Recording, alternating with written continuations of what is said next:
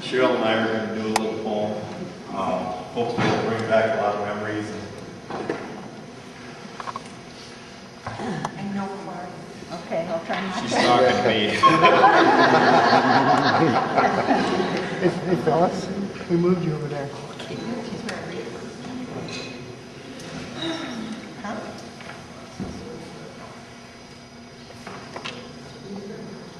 Hi. In a farmhouse south of World, the first face that she saw was the midwife of her mother, which was also her grandma. Grandma Betty's Steinbraten is where Mom got her name. Born to Elsie and Sam Sutton that October 19th afternoon in the year of 1926 on the eve of a full moon. The third child in the family that was soon number 11 was a healthy 10-pound baby girl who was surely sent from heaven. At birth, her elder sisters, the twins named Rose and Ruth, weighed in at less than 3 pounds each, and that's the gospel truth. Back then they were known as miracle babies. It was a miracle that they both survived. Baptized by Reverend Bjorkquist, whose wife was mother's friend, the family's faith in God was strong and served them without end.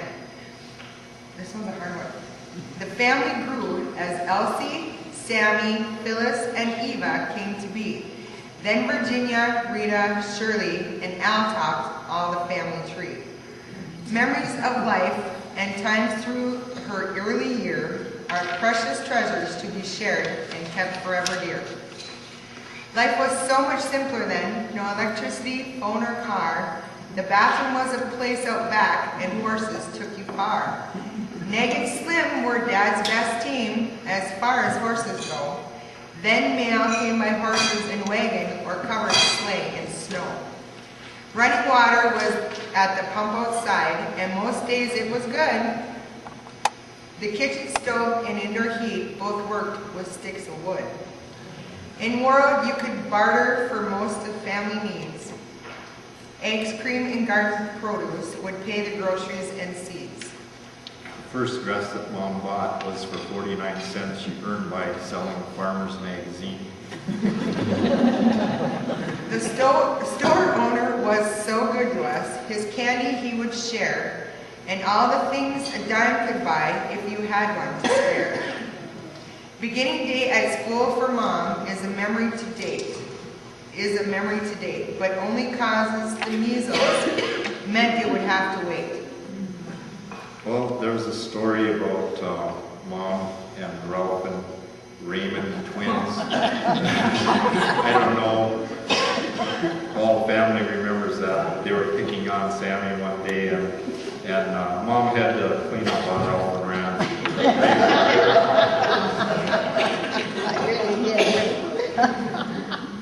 Without a huge section of boxes, lunch boxes for sale.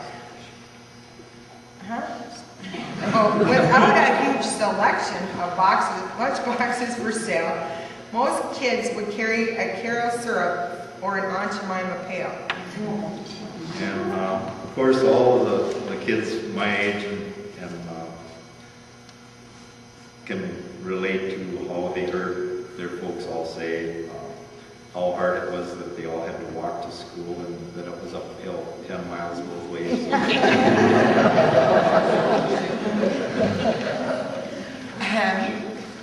Mary Kelly was her teacher the first 4 years at school, and everyone that Mary taught thought she was pretty cool. There was also spelling bees, the giant strides and swings, baseball games, the sliding hill, and other nifty things. Lock 'em in the woodshed was a little game we'd play with 11 active siblings just to make it through the day. Miss Brett played guitar and ukulele in 5th and 6th grade. She taught us well, and it was fun with music that she made. Miss Bakken took over teaching duties until 8th grade graduation. She also taught in Sunday school and helped with declamation. Remember the train to International Falls, our cousins we would meet? Christmas Eve's free movie and how Santa had have a treat. And Mom went to confirmation classes with her sister. Cinnamon rolls right after school, how fresh they'd always were. Then with an empty flour sack, Mom sewed a dress for sure. July the 4th was always great. We'd make our own ice cream. 2 nickels that we got in town were a fortune, it would seem. The year blueberries were so abundant, our family filled many a jar. Then we sold enough at 6 cents a quart that Dad could buy a car. We did, all right. And you remember picking wild strawberries and getting poison ivy. Helping out at Grandma's house, when she wasn't doing well, when listening to their radio shows, we thought were really swell. There was Jack Armstrong, the All-American Boy. Anybody remember that program? The Guiding Light, Grand Ole Opry. And there was a little story that she made note of when she was at Grandma's house with Rose one day, and they were going to butcher a chicken, a rooster. You'll have to ask them about that. What happened, Rose? I don't know. I don't remember that far back. She got scared. When I came down with the axe, she let go and knocked.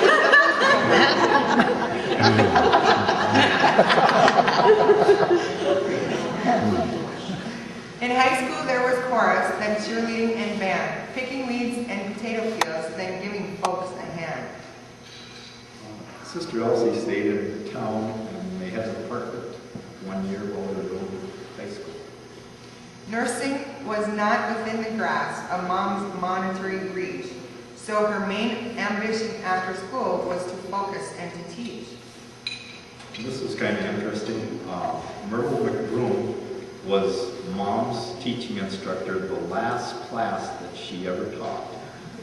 And Myrtle was also Elsie, Mom's instructor, the first class that she taught.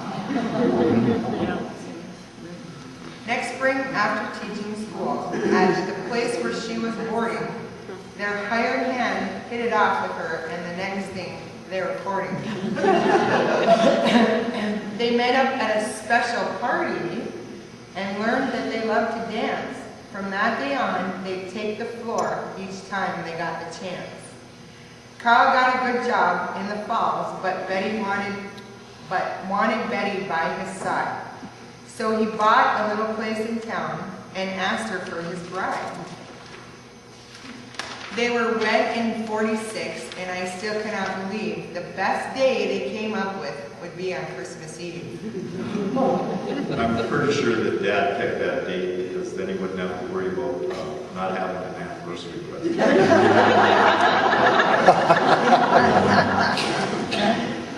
A special new addition came in December '48. For a baby girl named Cheryl, her mom could barely wait. In life, there is pain and sorrow, as there was in 1951, when the Lord took home on his birthday Samuel, an infant son. At the peak of a May snowstorm, 2 hearts there were filled with joy. In 1954, their wish came true for a healthy baby boy. Diane's debut in '57 came in a somewhat surprise, for she was 2 months early when she opened up her eyes. And who believed now that she only weighed 2.5?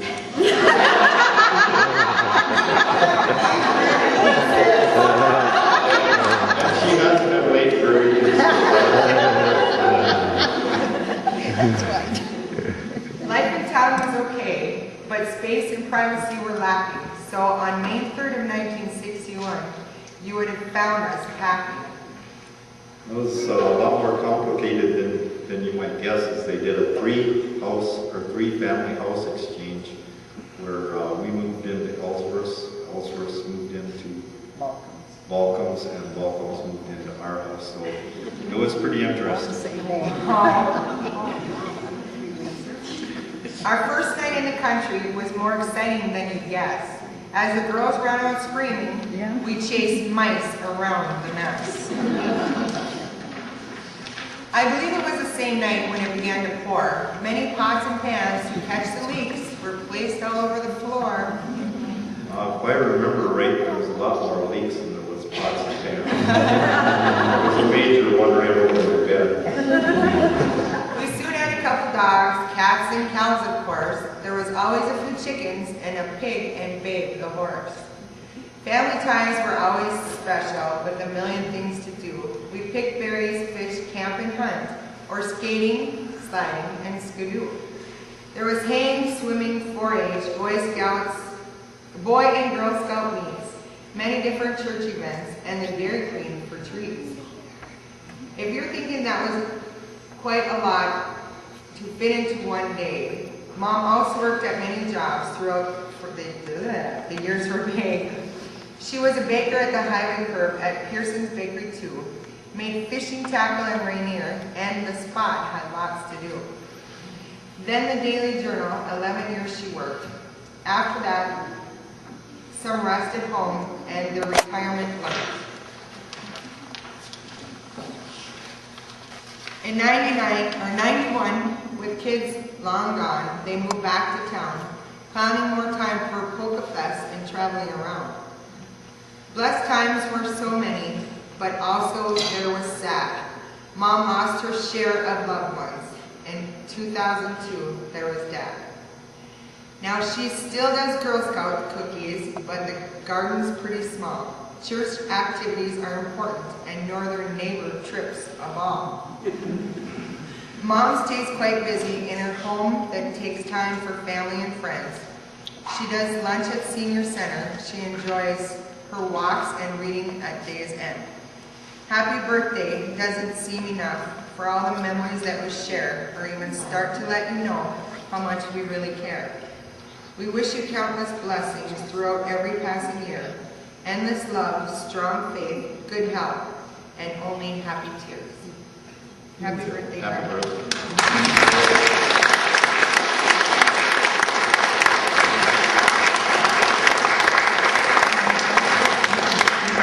I'd like to thank everyone for coming.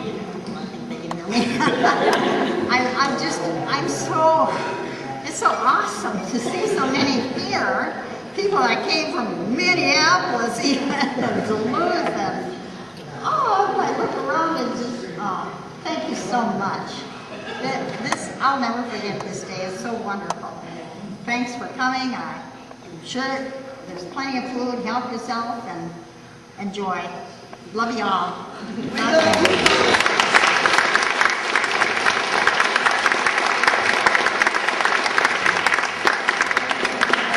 Enjoy it.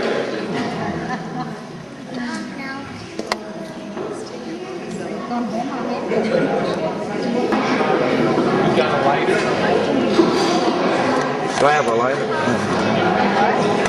You're going to show everything? I have to show you something. They made me a lammy cake for my birthday. Over the years, I had the lamb cake mold, and everybody had to have a lammy cake, all in the neighborhood and everyone. So today they thought I should have a lamb cake.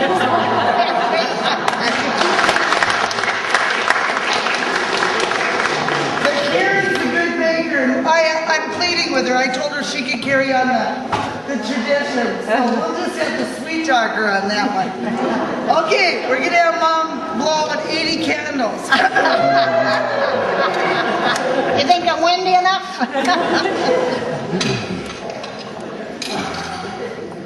Oh, That's gone. do we sing happy birthday before you blow it out? Yes. Happy Birthday to you. Happy birthday to